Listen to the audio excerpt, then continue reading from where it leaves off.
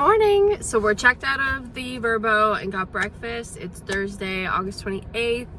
It's almost 10 o'clock and we're about to make our way out of Houghton and start heading west and then south. All right, we are at our first stop of the day. As I said, today's a little bit of a driving day. So we've been driving for about an hour and a half maybe. We're gonna check out Bonanza Falls, another waterfall.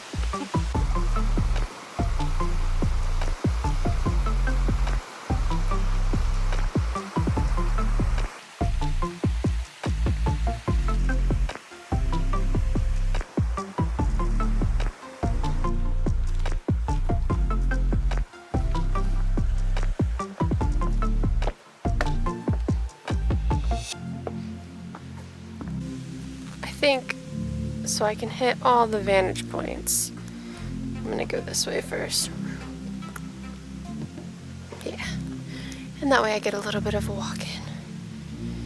Alright, so let's go.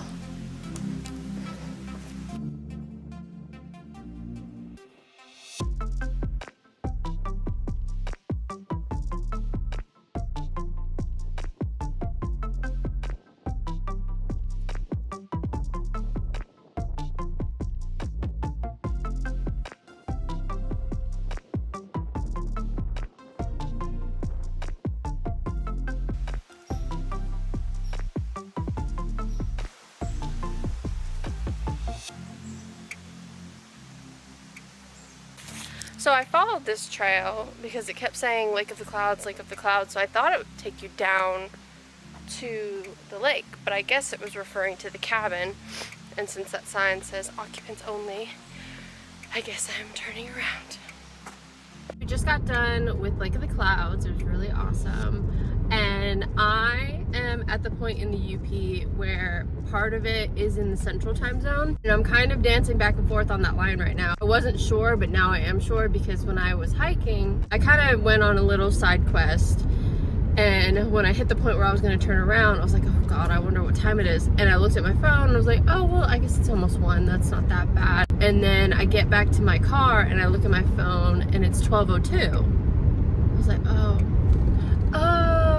okay. I was like, maybe I'm at that point where I crossed into the central time zone, and now I'm driving out of Lake of the Clouds and it's 1:18.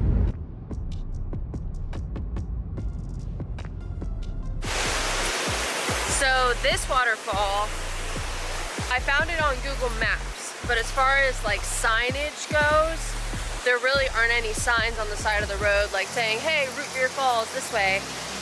So when you pull off of the road, within a couple seconds on your left is the turn-in, or not the turn-in, is the trail head.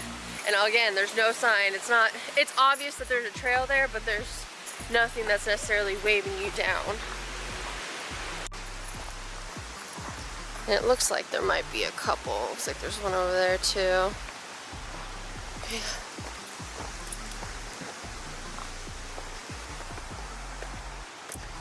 Yeah. So there's the main road right there. You turn in, and boop, right there. And I guess right there too. Yeah. After 3.5 hours of driving, we arrived at our campsite at Fayette Historic State Park. I went a little further down the road to have dinner at Port Bar and Family Restaurant. This is a very quiet area. After dinner, I went back to my campsite to settle in for the night.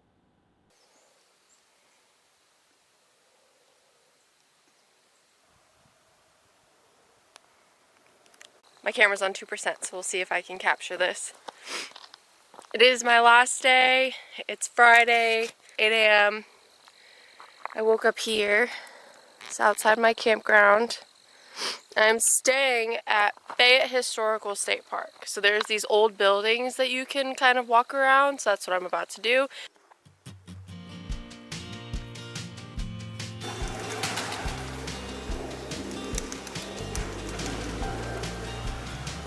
You can go inside, but I don't really feel like getting pooped on, so I'm not going to. It's cool though.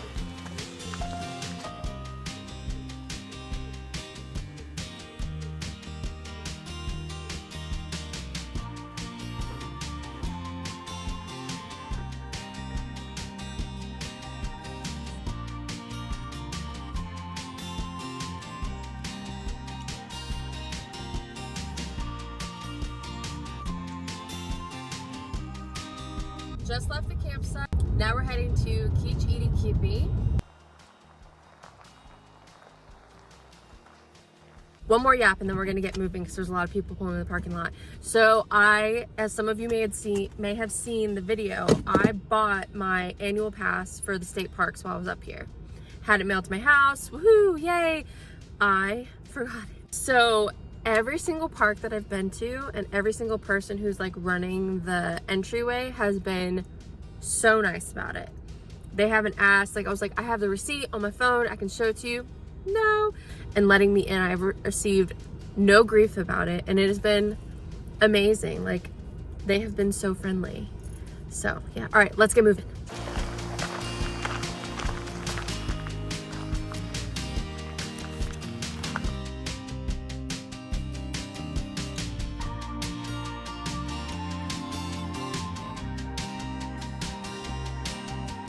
Kitch-iti-kipi is the largest natural freshwater spring in Michigan.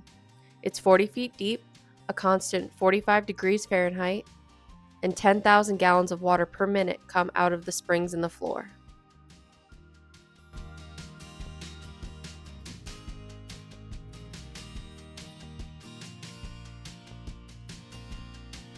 That was amazing. That water is so beautiful. It wasn't too busy, so I did get to go twice.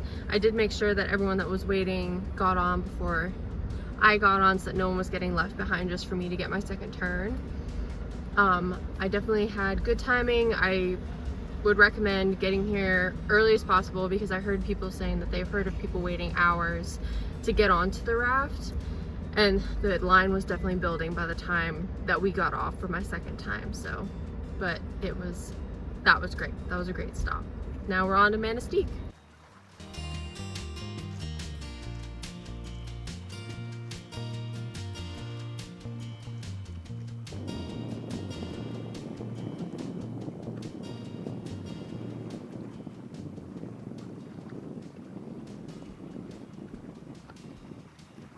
I wonder why right here the water is so different on each side. Like over here it is just, you know, beautiful, crystal clear.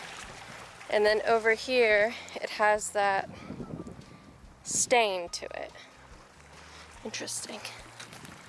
We are making our way towards the bridge, and I just realized that I forgot about Benny, the bearded fisherman. I'm so annoyed with myself right now.